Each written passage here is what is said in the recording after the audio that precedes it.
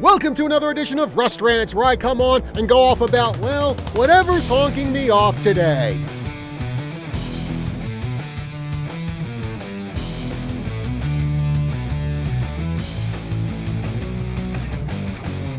To pray or not to pray? Well, that was the question the U.S. Supreme Court faced earlier this week. Now, at issue was whether it's okay for a high school football coach to lead his team in a post-game prayer. Specifically, it was Joseph Kennedy, who coached at Bremerton High School in Washington State. So after games, he'd have players gather at the 50-yard line to kneel and pray, but the Bremerton School District put Kennedy on administrative leave, saying that what he was doing could be seen as the district endorsing a particular religion.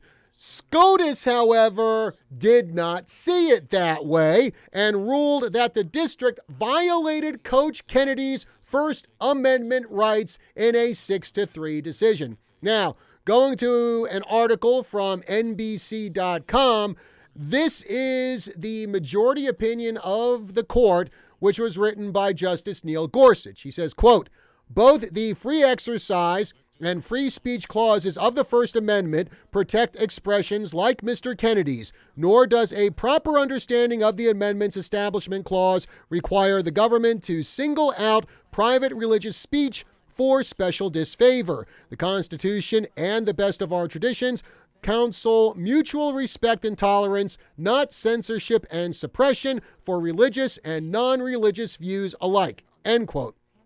Going into the opposite direction, this is the court's dissenting opinion. This comes from Justice Sonia Sotomayor. She wrote, quote, "The court consistently has recognized that school officials leading prayer is constitutionally impermissible.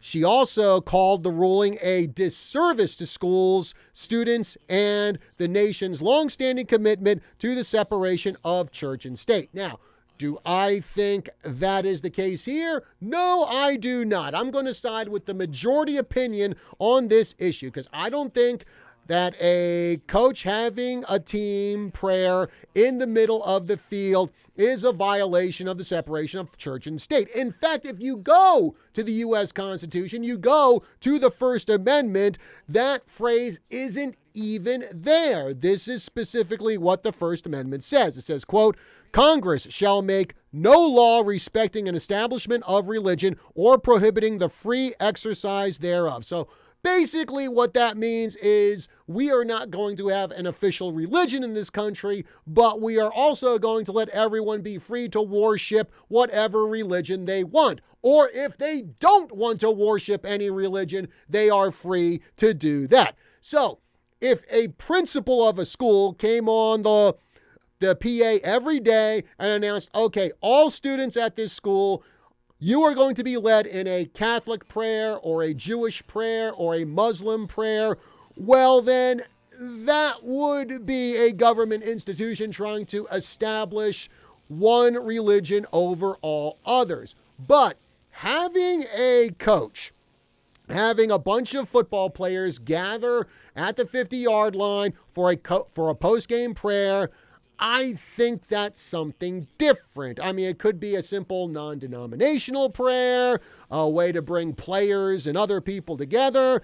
Now, some district officials have said that some of the players on Coach Kennedy's team felt coerced into taking part in the post-game prayer because they looked up to him, they didn't want to disappoint him. Well, I really don't know if that's true or not, and quite frankly, if a player does have an issue with this and doesn't want to take part in a post-game prayer circle, then, well, he shouldn't have to. It should be a completely voluntary thing, which is another thing that I would not have a problem with. If the coach said, hey, I'm here at the 50-yard line. Anyone who wants to come over and have a short post-game prayer, feel free. To me, that is not a problem. That's not forcing kids, players, or anyone to take part in a prayer.